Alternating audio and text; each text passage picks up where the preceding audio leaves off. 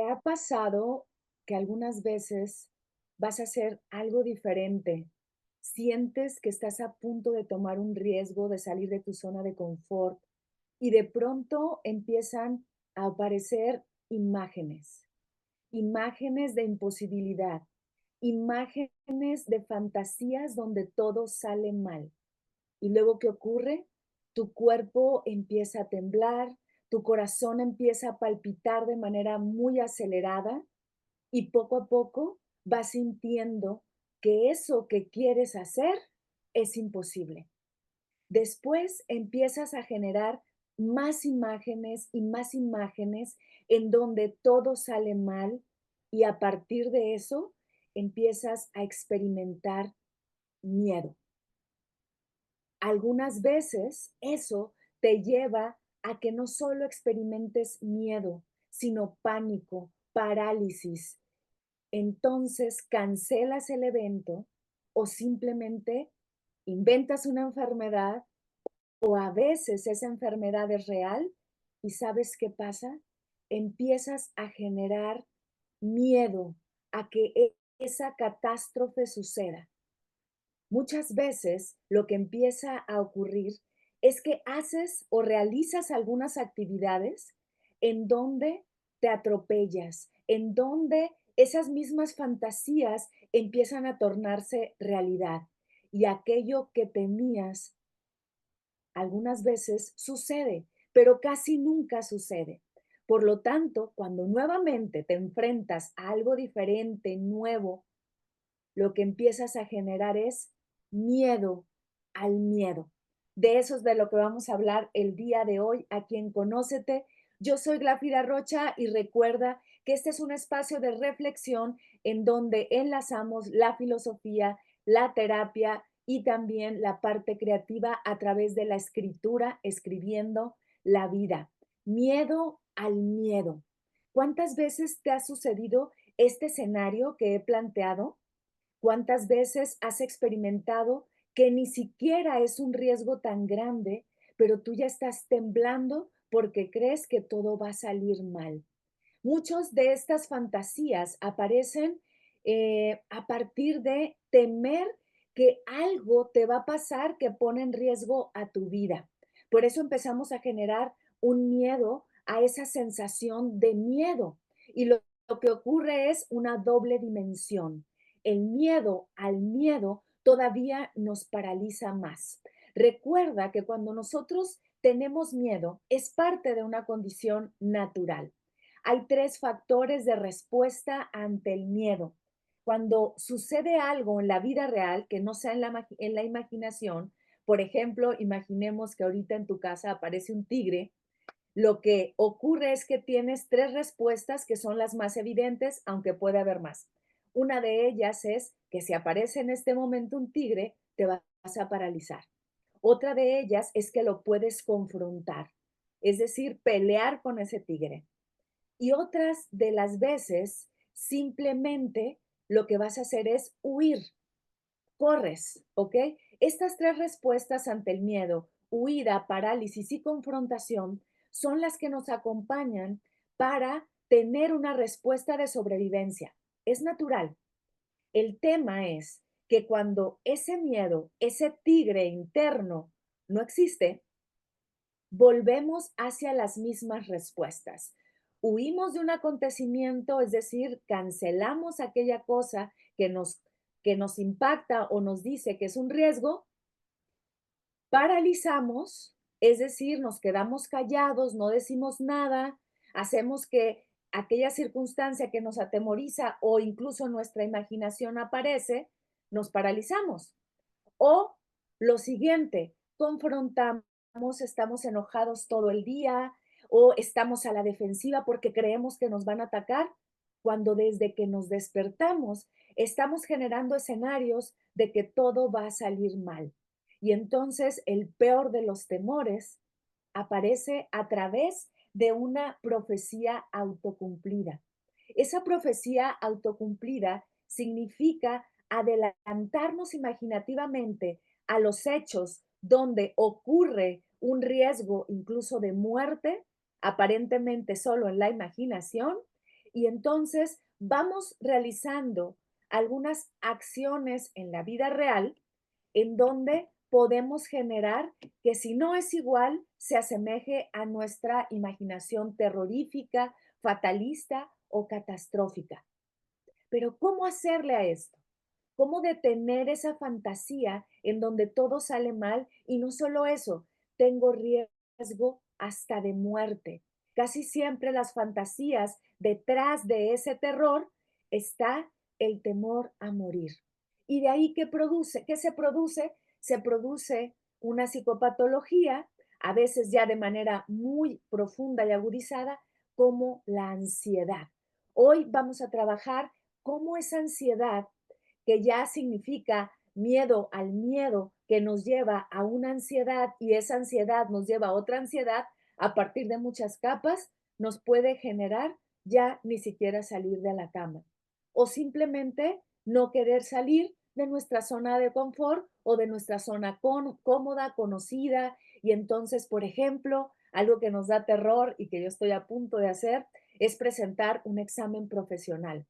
Hay quienes tienen años y no se titulan y a veces es sí porque no pueden, porque están trabajando, pero muchas veces es por tener el miedo a lo que se pueda suscitar ahí, ¿ok? Pero también te voy a compartir algunas herramientas a lo largo de este programa, en este lunes de reflexión, como todos los lunes aquí en Conócete. Y quiero empezar, aunque ya empecé desde hace ratito, pero quiero empezar ya entrando mucho más al tema, más que esbozarlo, dándole un traguito a mi té. Como les dije, desde la sesión antepasada, estoy experimentando con el té rojo. Miren, ahí se alcanza a ver, parece café, pero no es café. Alcanza a verse ahí su tonalidad vino, tampoco es vino. Es té rojo o puer. Vamos a darle un traguito en lo que les leo este poema de Alejandra Pizarnik. Vamos a estar retomando este poema a lo largo del programa porque es un poema que da miedo, ¿ok? Da miedo, recordemos Alejandra Pizarnik como esta gran poeta que habla sobre todo de temas vinculados con no solo el miedo, sino la tristeza, sino aquellas actitudes que nos llevan a las profundidades y terrores del alma. Y este es un poema bastante fuerte que les quiero compartir para que veamos cómo lo ilustra ella y cómo también nosotros podemos tomar herramientas para no llegar ahí. ¿Ok? Es un poema que nos va a servir como antipoema y es maravilloso. Alejandra Pizarnik nos dice, en el eco de mis muertes hay miedo. ¿Sabes tú del miedo? Sé del miedo cuando digo mi nombre. Es el miedo. El miedo con sombrero negro escondiendo ratas en mi sangre.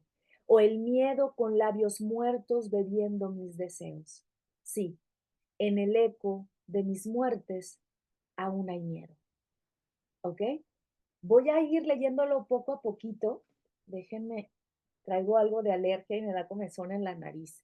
Acabo de regresar a la Ciudad de México, estuve en Sinaloa y bueno, allá el aire, digamos, el clima, ahorita está muy bien, pero estamos hablando del ambiente climatológico, más no del ambiente de terror y de violencia que se está viviendo desafortunadamente ahí. Y este programa justamente empecé a urdirlo por lo que se está experimentando en mi tierra, en donde hay un aire puro, donde caminaba en las mañanas con miedo. Entonces ese aire se ponía turbio al estar observando si alguien extraño estaba ahí, si había un ruido extraño. ¿Y qué pasó?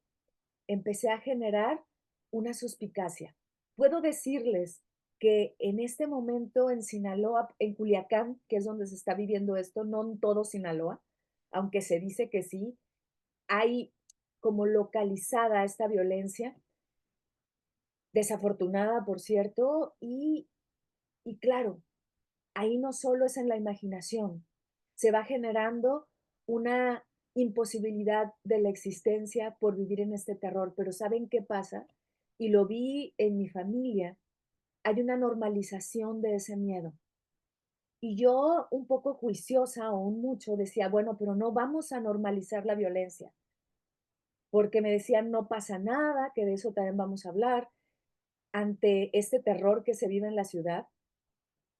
Pero hubo un familiar que me lo dijo y me impactó mucho. Me dijo, en otras palabras, pero me dijo, tenemos que normalizar la violencia para vivir sin miedo. Y me pareció un acto profundo de supervivencia. Pero eso no quiere decir que normalizarla significa justificarla. Y claro, yo crecí con miedo. Yo crecí con miedo ante un ambiente en donde las balas eran como sonidos de cohetes que normalicé. Pero al tener ya 25 años viviendo acá en la Ciudad de México, tengo ya, creo que más tiempo viviendo acá y me desacostumbré.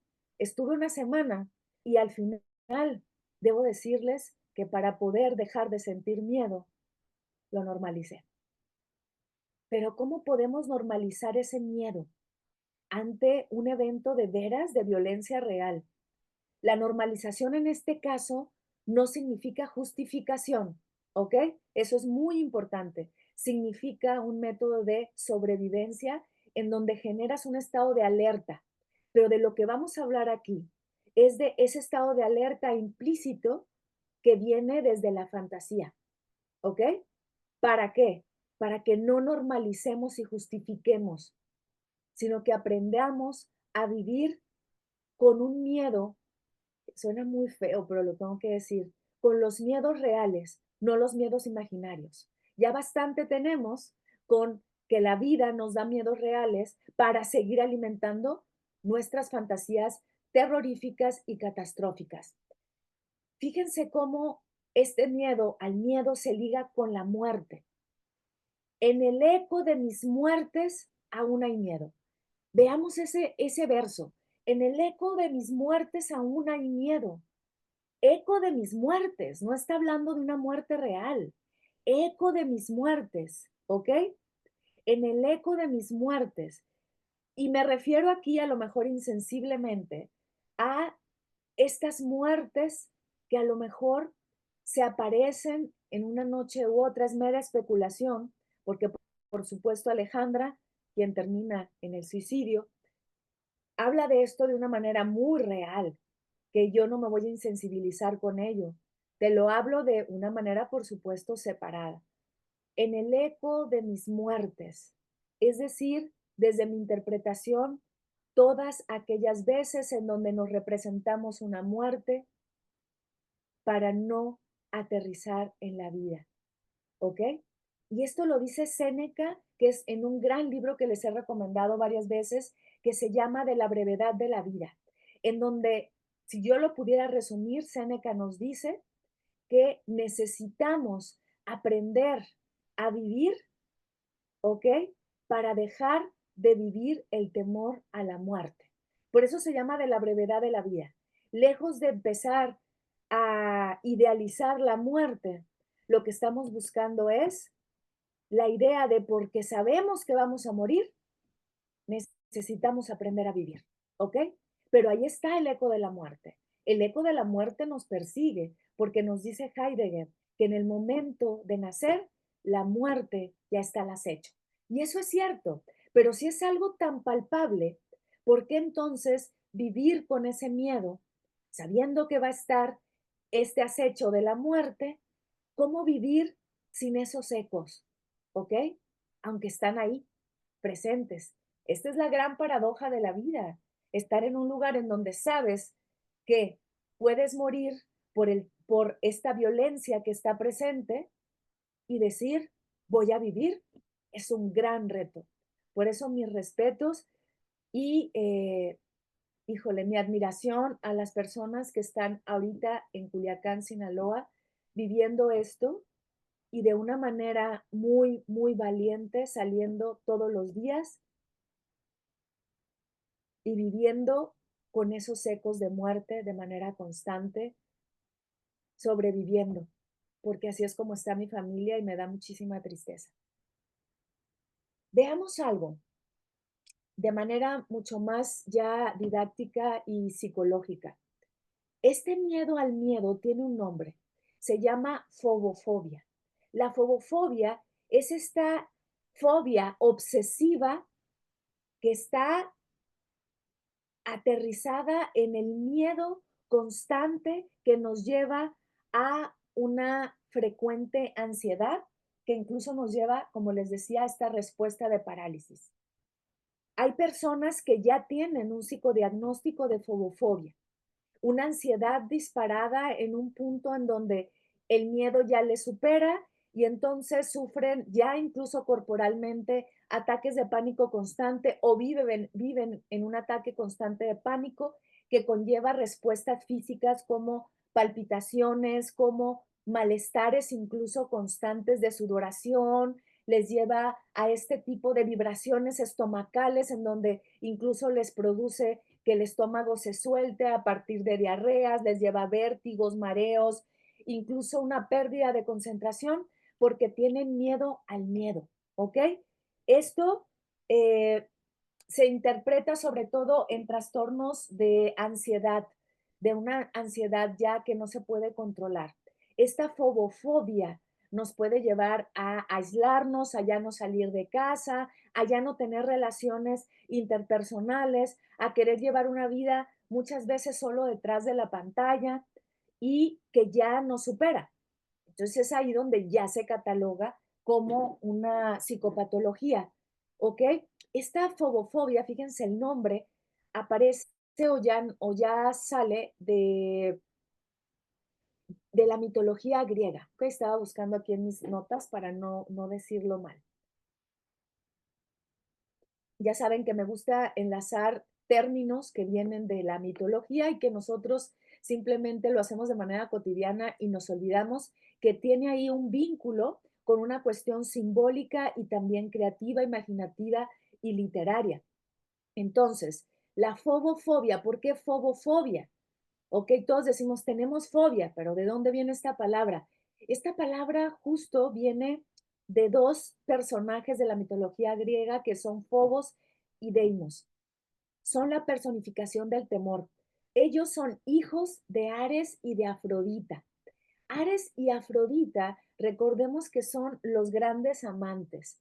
Afrodita como la diosa de la belleza y Ares como el dios de la guerra. Afrodita estaba casada con Hefesto. Hefesto o Hefestos, también a veces se le pone la S.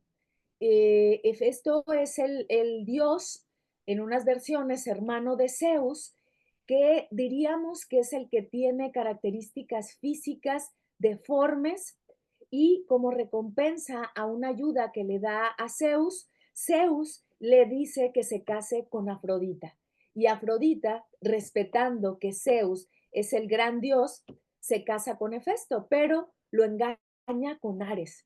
Hefesto se da cuenta y para venganza les urde o teje una red invisible que en donde los atrapa en pleno acto coital y resulta que ellos se quedan ahí paralizados y todo mundo los ve, pero lejos de solo ponerlos en evidencia, lo que sufre Festo es que creen el escarnio y la burla de ser aquella persona a quien le es infiel, ¿ok?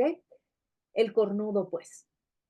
A partir de esto, Hefesto genera una ansiedad profunda que le lleva a ya no salir de la forja, es decir, en donde está ahí haciendo la herrería, que ese es su oficio. En esta historia vemos cómo está el miedo al miedo implícito en Hefesto, pero también vemos cómo Ares y Afrodita tienen hijos, bastantes, entre ellos Fobos y Deimos, ¿ok? ¿Por qué? Veamos la representación en esto. La fobofobia, por eso de ahí viene, tiene que ver cómo estos personajes, Ares y Afrodita, paren a estos dioses o digamos que dioses menores. Fobos y Deimos acompañan a su padre en la guerra, porque en la guerra, en la confrontación, están presentes de manera inevitable, ¿ok? Entonces, a partir de esto, son la personificación del terror, acompañan en la confrontación que nosotros tenemos cotidianamente en la vida. Enio es el horror, fíjense, y el horror representa también un acompañamiento en la guerra con Ares, pero Enio es hermana de Ares. Entonces, todo esto está ligado con la guerra, con la confrontación, que no solo vivimos en una guerra literal, digamos, en un campo de batalla, pero sí en el campo de batalla de la vida diaria. Y de ahí viene este miedo al miedo. Hefesto por eso también se vincula con los procesos de ansiedad, porque constantemente él eh, lo, que, lo que habita es esta profecía autocumplida. La profecía autocumplida viene también de un concepto de la psicología que se conoce como el efecto Pigmalión, del cual les he hablado algunas veces, pero es ideal hablarlo también hoy. El efecto Pigmalión, lo que nos habla es de Pigmalión, lo digo rápidamente, Pigmalión es o fue un escultor también eh, que confiaba mucho en su arte y lo que él genera es una gran escultura llamada Galatea y la ama tanto que desea que tome vida. Tanto es su amor por ella que creo que es la misma Afrodita, si no me equivoco, porque creo que puede ser Afrodita o Atenea. Una de ellas le da vida a esta escultura y entonces de ahí se genera esta profecía autocumplida en donde él soñó que su escultura inanimada tenía vida. Y desde aquí esa profecía autocumplida se toma como un concepto psicológico porque nosotros constantemente, cuando generamos una idea de que algo va a pasar, generamos profecías autocumplidas, pero no son magia, ¿ok? Nosotros hacemos todo cuando es una profecía autocumplida de manera catastrófica, hacemos todo para meternos el pie, para autosabotearnos y que se genere más miedo. Nosotros a partir de este miedo generamos una ansiedad, ¿ok? Primero ya saben que me gusta hablar del contexto y de este contexto de generar algunas herramientas que nos van a acompañar en esta búsqueda o reflexión que les estoy compartiendo hoy.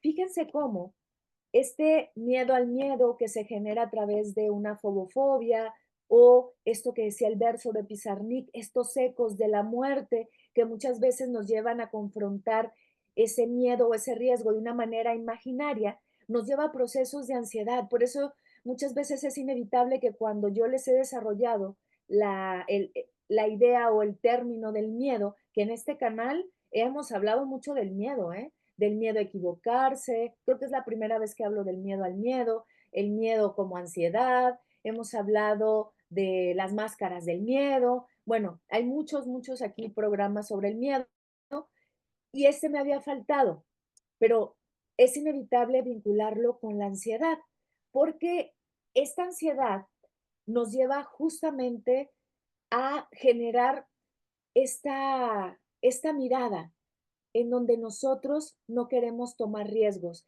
Y entonces, ¿qué se va generando? Un hábito a esta fantasía que le llamamos catastrófica, terrorífica o también una fantasía, digamos, fatalista. Todo va a salir mal. O al contrario, decimos, no pasa nada. No pasa nada como en términos de, otra vez, normalizar algo que nos da miedo. No, no te preocupes, no pasa nada. Yo siempre les digo, cuando ustedes usen la frase, no pasa nada, deténganse, porque siempre pasa algo. Solo que el no pasa nada muchas veces es un rasgo de evasión. Cuando de veras no pasa nada, vamos, díganlo, pero por lo regular esa frase nos está indicando que siempre pasa algo. incluso algo benéfico. Pero cuando un niño o una niña se cae, se tropieza, se golpea y empieza a llorar, lo sacudimos y le decimos, no pasa nada.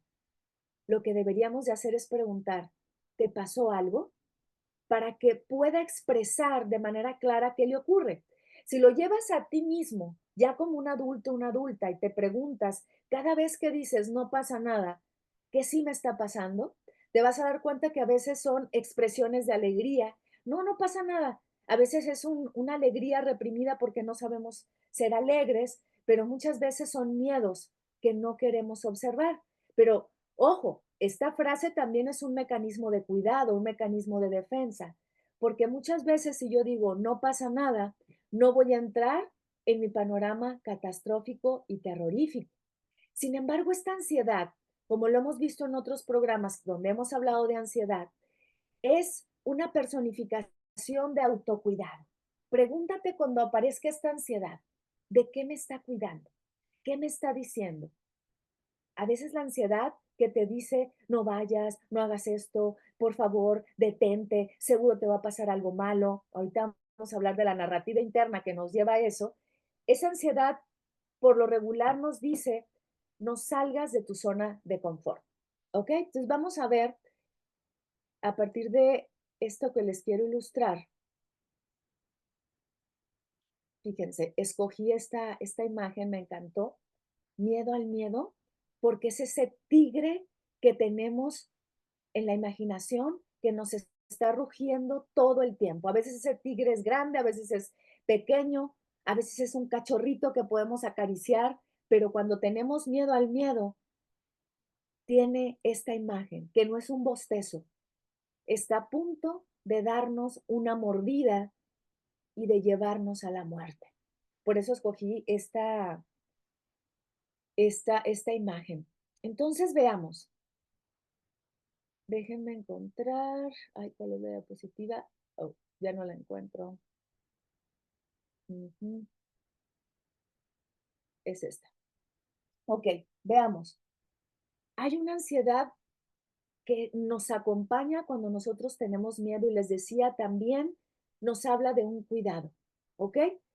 Esto le podemos llamar ansiedad óptima, es decir, salir poco a poco de nuestra zona conocida, es decir, acompañándonos incluso de ese tigre que está ahí.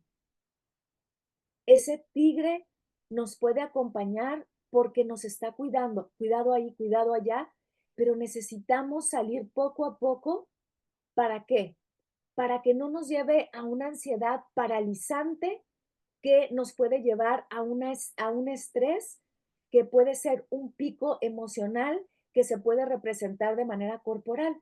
Necesitamos entonces, para poder sortear este miedo al miedo y que los ecos de la muerte, como nos dice Pizarnik, sean de manera cuidada, es decir, salir poco a poco. Una ansiedad óptima nos hace sentir seguros, ¿ok? ¿Por qué? Porque seguimos en nuestra zona de confort. Es decir, vamos a salir, pero poco a poquito, de manera sigilosa, como si fuéramos ese tigre observando el panorama para saber si hay alguien que nos esté atacando de manera real, ¿ok? Pero esa zona de ansiedad óptima de salir poco a poco nos va a hacer sentir seguros, ¿ok?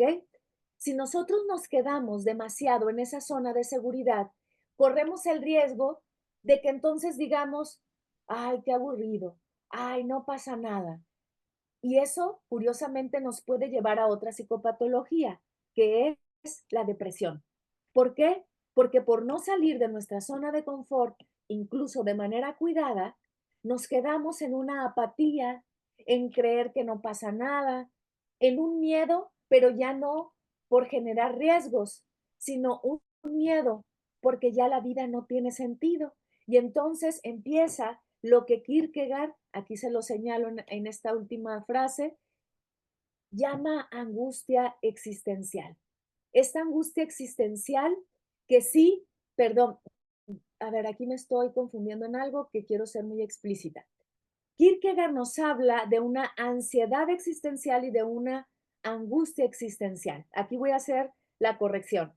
La ansiedad existencial es esto que les estoy diciendo, un miedo, incluso una apatía reconocida ante un miedo exacerbado, ¿ok? Es decir, he tenido tanto miedo de aquellas cosas que me paralizan que ya estoy apática o ya estoy completamente en una fobofobia, ¿ok? Sin embargo, cuando yo estoy en una necesidad de querer salir de esa zona conocida o de zona de confort, ahí sí hay una angustia existencial. Es un no saber qué me pasa, pero que me indica que ya es momento de salir de esa zona conocida. ¿Ok? En términos muy coloquiales, diría que la ansiedad existencial identifica cuál es lo que le pasa en el día a día para que le dé miedo. Y una angustia existencial no lo identifica, pero sabe que ya no quiere seguir ahí. ¿Ok? Por eso la angustia existencial es un motor para la existencia, para salir, pero la ansiedad existencial es lo contrario, no salimos de ahí. Cuando nosotros creemos que estamos en una zona conocida, nos quedamos entonces en una zona artificial, porque nos da demasiada certeza y ahí no va a pasar nada nuevo, ¿ok? Entonces pensemos, cuando nosotros tenemos muchas veces este miedo paralizante, este miedo al miedo, este miedo que no nos deja salir, por lo regular es porque no queremos tomar riesgos. ¿Y por qué no queremos tomar riesgos? ¿Por qué no queremos tomar riesgos? Simplemente porque nos cuesta trabajo dejar de ser quienes somos. ¿Ok? Aquí por eso les muestro esta otra diapositiva. Tenemos miedo a perder la identidad que hemos formado. ¿Por qué tenemos miedo a perder la identidad que hemos formado? Esto es una paradoja, fíjense.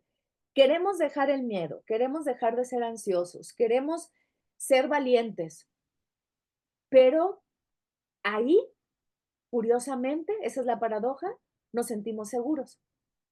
Es más fácil tener miedo por un riesgo imaginario que nos paraliza a soltar la máscara de miedoso para decir, estoy a punto de cometer un error y no me importa hacer el ridículo, pero voy más allá de mi miedo.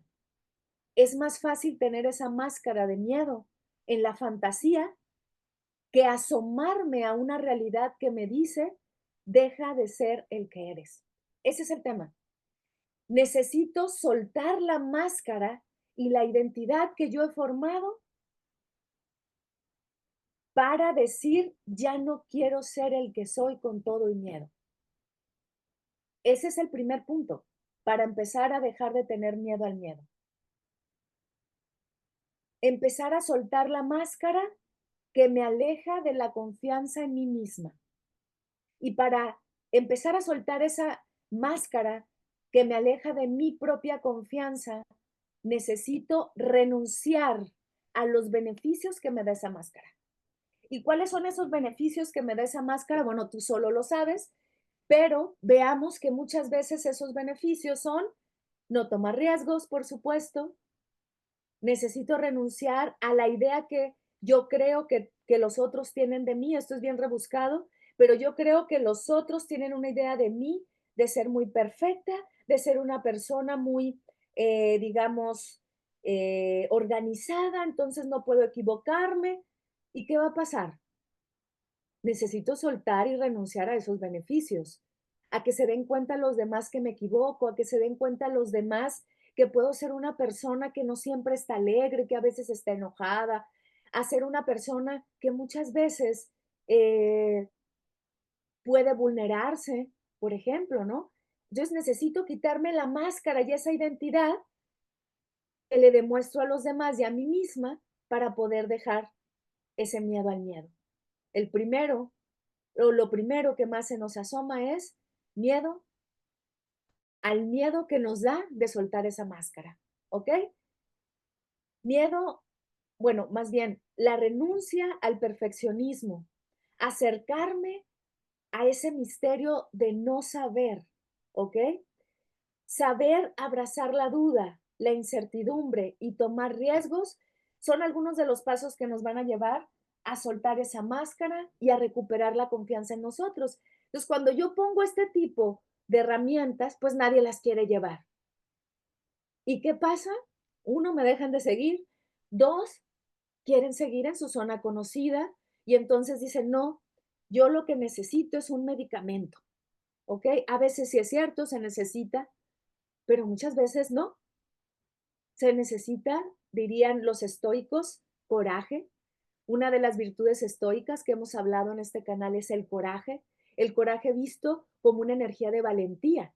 Acá en México la confundimos con enojo, pero en cierta manera sí lo es un enojo con bravura, pero un enojo no para confrontar al otro y lastimarme o lastimar, sino un enojo cuya energía me va a llevar a decir, ya basta, voy a salir de aquí. Y a partir de eso, entonces, soltar esa máscara, ¿ok? Pero ¿qué pasa? Vivimos con un miedo constante que nos lleva a muchas veces a generar una máscara en la que me he identificado tanto que ya no sé cómo salir de ahí. Y ya no sé cómo salir de ahí porque ya no me conozco de otra manera. Solo me conozco a través del miedo. ¿Y qué es lo que ocurre? Empiezo a vivir con miedo. ¿Cómo vivo con miedo? Un miedo imaginario de que pase lo que aún no pasa. ¿Por qué? Porque constantemente me vivo en un futuro, ¿vale? Estamos hablando, acuérdense, de miedos imaginarios que me hacen tenerle miedo al miedo. Pero muchas veces esos miedos imaginarios, por supuesto que vienen de un miedo real. Una persona, por ejemplo, que en la infancia la atacó un perro, le tiene, como decíamos hace un rato, fobia, fobia a los perros. Entonces ya no le va a tener miedo a un perro real, sino a un perro imaginario. Y entonces vivo en un futuro paralelo donde las cosas ocurren mal. Esta persona va caminando, hay un ladrido y siente otra vez ese impacto. ¿Y qué ocurre? Vivimos en ese pasado paralelo que ya no está pasando. ¿Qué es lo que necesitamos hacer? Aterrizar en el presente y observar que en la realidad no está ocurriendo. No es tan sencillo, ¿ok? Sobre todo aquellas personas que sí tuvieron una experiencia así, es muy difícil, pero puede ayudar esta herramienta. Preguntarse, ¿esto es real? ¿Lo estoy viviendo de veras? ¿Esto está ocurriendo? Observan la realidad, describen el panorama, es decir, a ver, hay un perro que está en una cochera, que está amarrado o que simplemente está encerrado, es decir, no puede salir. Qué triste, pero hay muchos perros que viven así y a veces, pues porque no tienen una domesticación eh, en donde puedan salir, ¿no? Entonces, ¿qué pasa? Empiezo a describir qué es lo que está pasando. Ah, no, no ocurre nada. Le empiezo a decir a mi cuerpo, estás a salvo y empiezo a establecer lo que es real de lo que no es real. Porque si yo me sigo viviendo con una tendencia a vivir en este futuro paralelo, otra vez voy a querer huir, voy a tener una protección excesiva y que no va a corresponder a lo que estoy viviendo en el presente.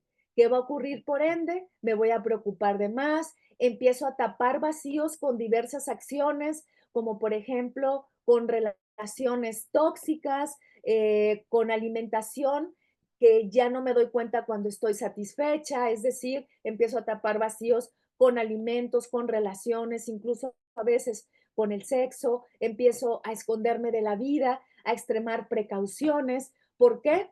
Porque estoy generando actitudes de huida ante un miedo que no he revisado, pero que probablemente fue un miedo en el pasado que fue real y que hoy estoy generando como un miedo ficticio, ¿ok? Y me gusta ilustrar esto a partir de una de mis novelas preferidas que les he compartido hasta el cansancio, pero que casi siempre que se los comparto lo vemos desde otra perspectiva, ¿ok? Frankenstein, el miedo a no ser aceptado. Este es otro de los miedos que nos lleva a generar miedo al miedo. Ya no solo el miedo por un acontecimiento real, ya no solo un miedo por un acontecimiento que yo genero en el futuro a partir de fantasías catastróficas. Hay un miedo que a veces es real y que tiene que ver con heridas de la infancia. No vamos a hablar ahorita de heridas de la infancia, pero revisen aquí en el canal. Hay 2 o 3 programas que hablan de heridas de la infancia, cómo sanar heridas de la infancia también, y lo pueden sumar a esto que estamos hablando, ¿vale? Déjenme darle otro traguito a mi té. Listo. Entonces, fíjense cómo este miedo a no ser aceptado genera mucho más miedo al miedo. Y lo ilustra muy bien Frankenstein. ¿Por qué lo ilustra Frankenstein?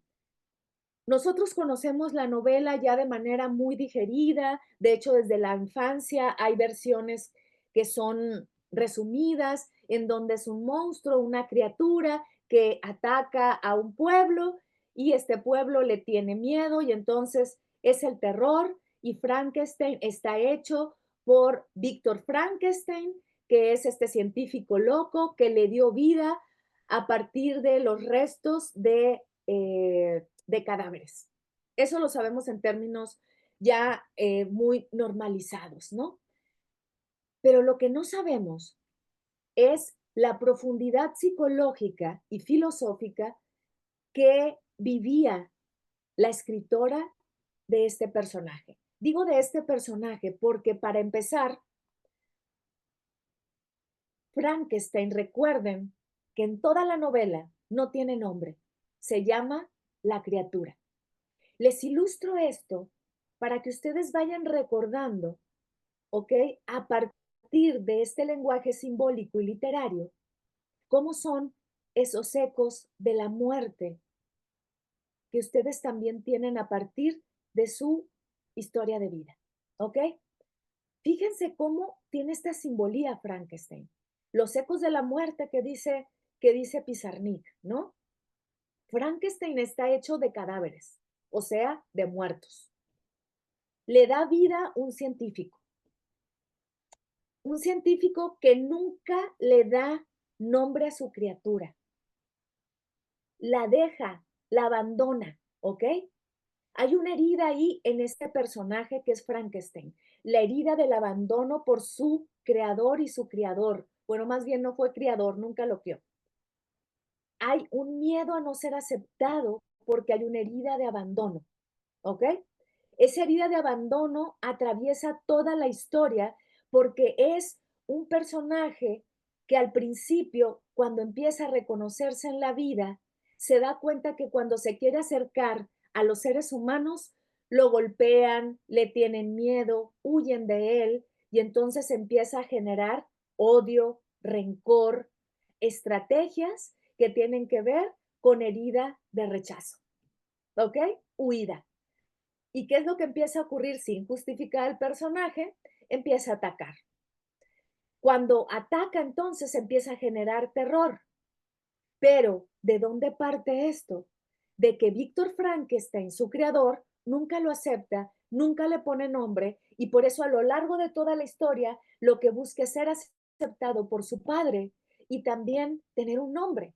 Por eso al final, ni modo voy a spoilear, pero ya se sabe la historia, él termina por morir junto con su padre, ¿ok? De la manera, no se los diré para no spoilearles tanto. ¿Qué es lo que ocurre aquí? Este personaje empieza a generar miedo o sea, empieza a tener miedo más bien de los seres humanos que no lo aceptan, pero también a su vez, fíjense, su respuesta es confrontar, como decíamos al principio. Y esta respuesta de confrontación lo lleva a generar miedo y por lo tanto, por tener miedo, genera miedo. ¿Cuántas veces vemos a personas bravuconas que lo que tienen es un montón de miedo y quieren ladrar como ese perro que ladra ahí, que sabe que ladra bajo su seguridad? Y son personas déspotas, personas desagradables, ladran y ladran, pero lo que tienen es muchísimo miedo. Eso es lo que le pasa a Frankenstein. Pero, ¿por qué ocurre esta historia? No me alargaré tanto, porque a su vez su creadora, que es Mary Shelley, esta niña de 18 años, en 1818, crea la primera obra considerada como la obra de ciencia ficción, que es Frankenstein, ¿ok? La primera obra de ciencia ficción. Hay otras versiones, pero yo me quedo con esta. La misma Mary Shelley estaba viviendo esta historia, una historia de rechazo, de no ser aceptada por su entorno, por su pareja. Una mujer que se huye más bien con un hombre casado, que es Percy Shelley, un poeta famoso, que también a su vez la rechaza porque él también está casado. No me voy a meter en todo el chisme porque no es lo importante, sino ver que esta autora a su vez vive un rechazo de la sociedad porque es una amante, diríamoslo así, y lo que ella genera a partir de ese rechazo es un miedo, pero también un miedo a que como mujer toda su vida es señalada hasta su muerte. Aunque después se casa con este poeta, de cualquier forma, ella se siente monstruosa, ella se siente una criatura que nadie quiere. ¿Por qué? Porque Percy, al parecer, se suicida. Al parecer, porque no queda tan claro. La esposa de Percy también se suicida y por lo tanto, en medio de todos estos ecos de la muerte, ella siente este rechazo y este, digamos, miedo que también está presente a lo largo de toda su obra, ¿no? Este miedo a la muerte, convivir con la muerte, significar la muerte a partir de estas sombras de monstruosidad. ¿Vale? Pero ¿cómo le hacemos? ¿Cómo le hacemos para ir más allá? Hace un rato ya te decía que habitando la incertidumbre, eh, generando también esta respuesta de descripción de la realidad, en donde yo voy más allá de mis miedos a través de una ansiedad óptima, que es poco a poco saliendo de la zona de confort, pero sobre todo quitándome esta máscara, quitándome la máscara que me da beneficios y arriesgándome a equivocarme, a hacer el ridículo, pero eso a veces tampoco es tan sencillo, ¿no? ¿Cómo voy a empezar entonces a convivir con esto? Empiezo primero a convivir con el miedo, no negándolo y evitando, estoy buscando aquí algunas de las herramientas que les preparé, evitando estas frases como no pasa nada, que les decía hace un rato, pero sobre todo generando una mirada diferente. ¿Qué significa esto? Moviendo mi punto de vista. Esta es una herramienta que les va a funcionar mucho. Cuando nosotros generamos miedo, porque me incluyo, y a veces miedo al miedo, y generamos una ansiedad, resulta, les digo que ahorita traigo un poquito nada más de alergia y me dan comezones, entonces discúlpenme, pero veamos. Cuando nosotros empezamos a generar estrategias de supervivencia ante miedos reales, a partir de internalizar esos miedos y llevarlos a miedos ya desde la imaginación, lo que empezamos a hacer es que volteamos a ver solo aquellas cosas que me dieron miedo. El niño, la niña, empezó a tener un punto de vista solo viendo aquellas cosas que le dan miedo. Es decir, ese niño que fue mordido por un perro, cuando escucha un ladrido, se va a imaginar de inmediato, aunque ya no sea tan consciente, ese posible peligro de que un perro le muerda, aunque ese perro a lo mejor sea un perrito que no le va a hacer ningún daño, ¿no? Pero ¿qué pasa? Él no va a ver al perrito pequeñito, tierno, su foco de atención ya se queda en que todos los perros dan miedo. Lo primero que vamos a hacer entonces, a partir de primero tomar conciencia el momento en el que estamos y tener la capacidad de decir voy más allá de ese miedo, es empezar a mover mi foco de atención. Es decir, empiezo a ampliar la perspectiva y a cambiar mi punto de vista. Esto se los comparto otra vez en una diapositiva. Déjenme ver. Acá. Nosotros generamos un modelo mental. Este modelo mental es una energía psíquica que nosotros generamos para ver en todo el entorno, yo voy a ver lo que me da miedo. Si una persona elige, por ejemplo, ir a tener una caminata, ¿ok? Va a estar tan alerta esta misma persona que tuvo ese riesgo con los perros de ver dónde hay un perro, ¿ok? Entonces ya no va a transitar de manera fluida. Eso no quiere decir que no voy a tener atención. Puedo tener atención, pero es muy diferente a vivir con pánico, ¿ok? Estoy atenta, pero no alerta. Eso es diferente. Entonces veamos, el foco de atención, lo que tenemos que hacer es ampliarlo y mover mi punto de vista. Sí, no niego que voy a estar atenta a donde hay perros, pero amplío mi foco de atención. Veo que hay árboles, veo que hay pajarillos, veo que hay un conejito, ¿no? Ya me puse muy Heidi en el campo, pero veo que hay otro entorno que no solo es el perro. Ahí muevo mi foco de atención. Ya no solo veo lo que me da miedo, veo también lo que me da certeza, lo que me da seguridad. Y ahí mi punto de vista cambia, ¿ok? ¿Por qué? Fíjense lo que les preparé aquí en la diapositiva. Cada persona distribuye su limitada atención, ya sea concentrándola intencionalmente como un rayo de energía o dispersándola. Esto significa que yo solo voy a poner mi foco de atención en el perro o disperso mi mirada hacia todo el entorno. La forma y el contenido de la vida depende de cómo utilicemos la atención. Según cómo lo hagamos, resultarán realidades totalmente diferentes. Yo les voy a proponer aquí un ejercicio que les va a dar, pues, a lo mejor hasta diversión. Fíjense, si ustedes van caminando o van en un auto, por favor que no sean el chofer, volteen a su lado derecho por 5 minutos. Van a ir observando todo lo que sucede en esos 5 minutos en ese lado. Y después van a voltear hacia el lado izquierdo otros 5 minutos. ¿Ok? Ahí van a ver un panorama completo. Aunque no van a ver lo mismo, van a estar revisando. ¿Qué me pasa cuando solo veo hacia un lado? ¿Qué me pasa cuando solo veo hacia el otro? ¿Ok? A veces puede ser un ejercicio tonto, yo lo sé.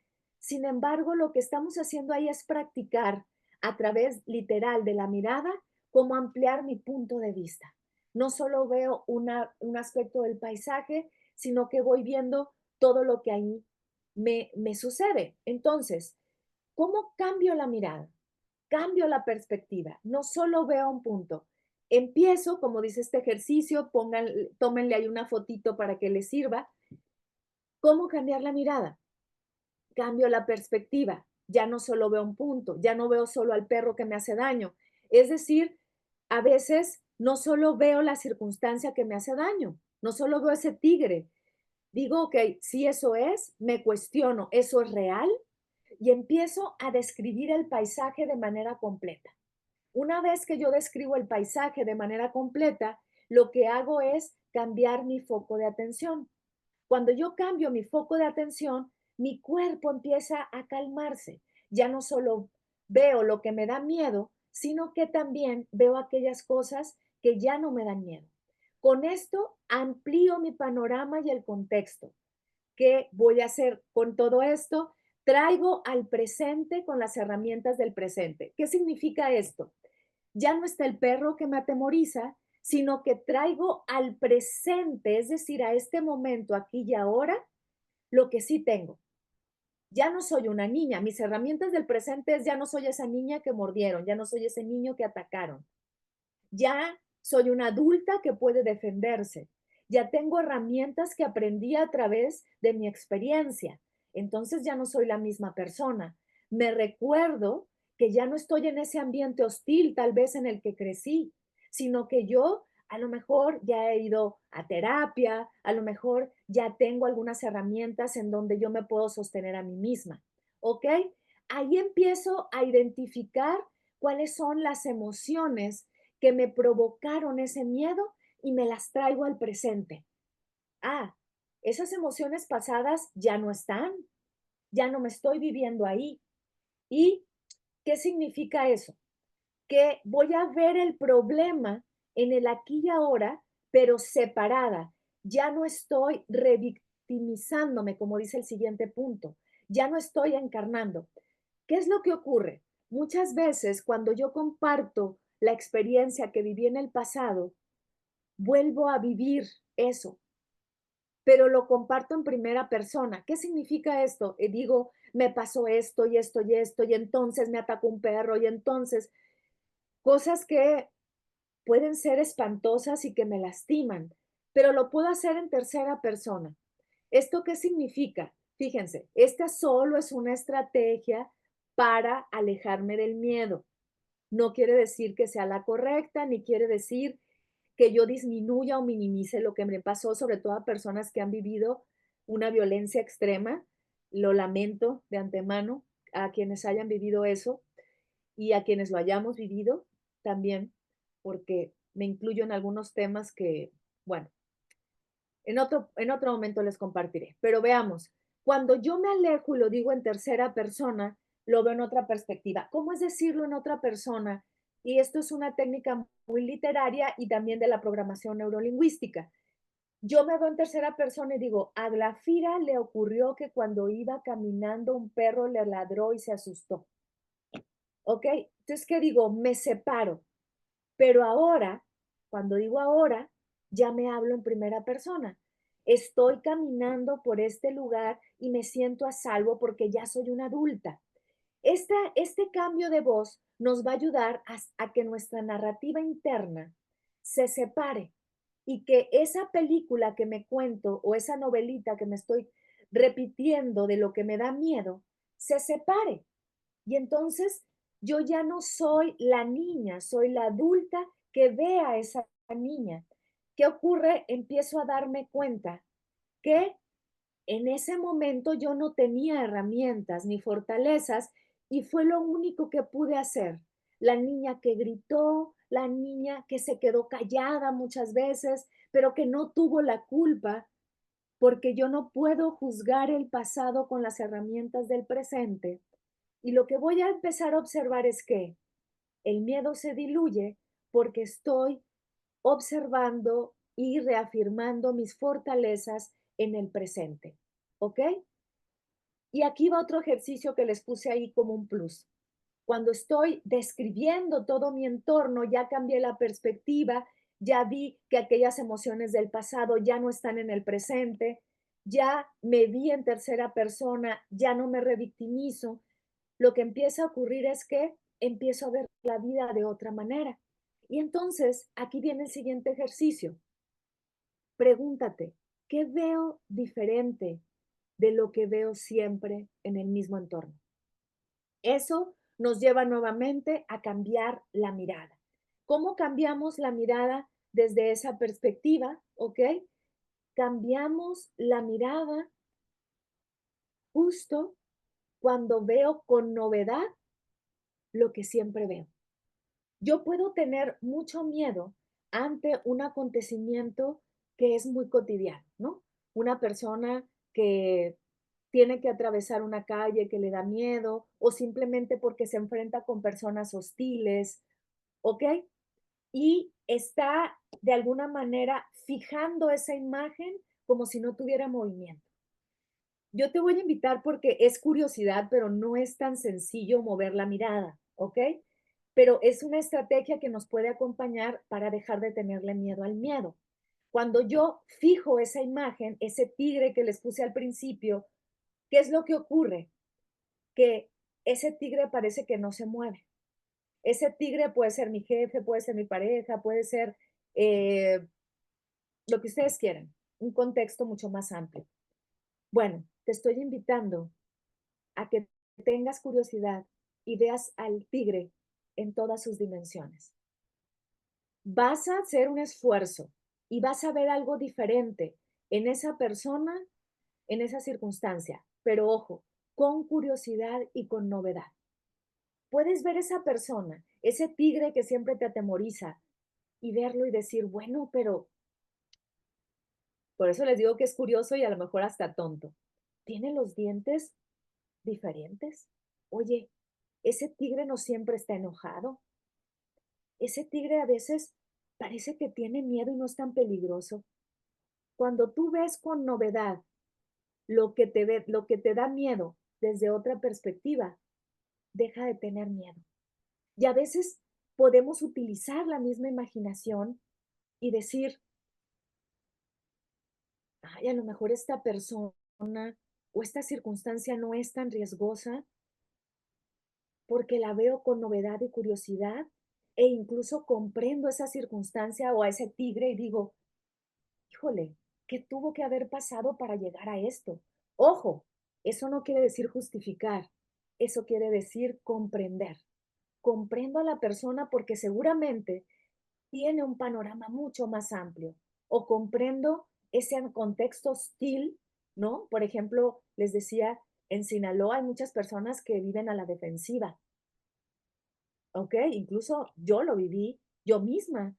Muchas veces me sale esa parte mía norteña y sinaloense de estar hacia la defensiva, porque así crecí en un ambiente de una violencia externa que está muy presente. Entonces, por lo regular, las personas en Sinaloa, no todas, por supuesto, y sobre todo en Culiacán, pues vivimos a la defensiva, porque fue un ambiente muy hostil. Y ahora que yo estuve allá haciendo este mismo ejercicio de curiosidad, decía: "¿Pero qué más hay?". Al mismo tiempo que hay una persona a la defensiva, hay una persona que también está muy al servicio. En Culiacán hay personas muy serviciales, de veras, que primero pueden tener una cara así como de maldad incluso, pero hay una persona servicial. Y muchas veces cuando te dicen, ¿qué? ¿Qué? Y tú nada más volteas y les dices, ah, me estaba dando cuenta que hoy vienes eh, con un atuendo que me gusta mucho, desarmas. Claro, que no sea hipocresía, que sea real, ¿no? Y cuando tú empiezas a describir incluso a esa persona que te da miedo sin que se lo digas, te das cuenta que también tiene estas características del miedo al miedo. Cuando entonces, haciendo una recapitulación, llegamos a estos ecos de muerte, ¿dónde queda tu miedo? Voy a terminar leyendo nuevamente el poema, pero enlazándolo con todo esto que vimos para que este miedo al miedo te lleve simplemente a ampliar tu mirada, a tomar riesgos, a habitar en la incertidumbre y quitarte esa máscara de miedo que a lo mejor ya no es necesaria. Dice Alejandra Pizarnik, en el eco de mis muertes aún hay miedo. ¿Sabes tú del miedo? Sé del miedo cuando digo mi nombre. Es el miedo. El miedo con sombrero negro escondiendo ratas en mi sangre. O el miedo con labios muertos bebiendo mis deseos. Sí, en el eco de mis muertes aún hay miedo. Pero si cambiamos la perspectiva, como nosotros lo hemos visto en esta sesión, nos vamos a dar cuenta entonces que ese eco de mis muertes es un eco, pero no es real. Solo es un eco que resuena y que dice, muere, muere, muere. ¿Pero es real? No, porque aquí aún estás vivo. Y como dice la frase que todo mundo menciona, mientras haya vida, hay esperanza. Y como dice Séneca, en la brevedad de la vida, justamente porque sabemos que vamos a morir, podemos vivir. Y nos quedamos entonces con estas frases y nos vemos en otra reflexión, en otro lunes de Conócete, porque el próximo lunes les invito porque vamos a hablar sobre el poder de decir no. ¿Cuánto poder nos da decir sí? Pero si lo hacemos todo el tiempo, corremos el riesgo de hacer cosas que ya no queremos hacer. El poder de decir no nos amplía la perspectiva y nos da nuevos panoramas. Nos vemos entonces en otra reflexión de Conócete. Yo soy Glafira Rocha y me encanta acompañarte en estas reflexiones. Mándame mensajes si tú quieres a todas mis redes por mensaje directo y hay quienes lo saben, sí respondo. Les mando un abrazote, feliz lunes, feliz semana.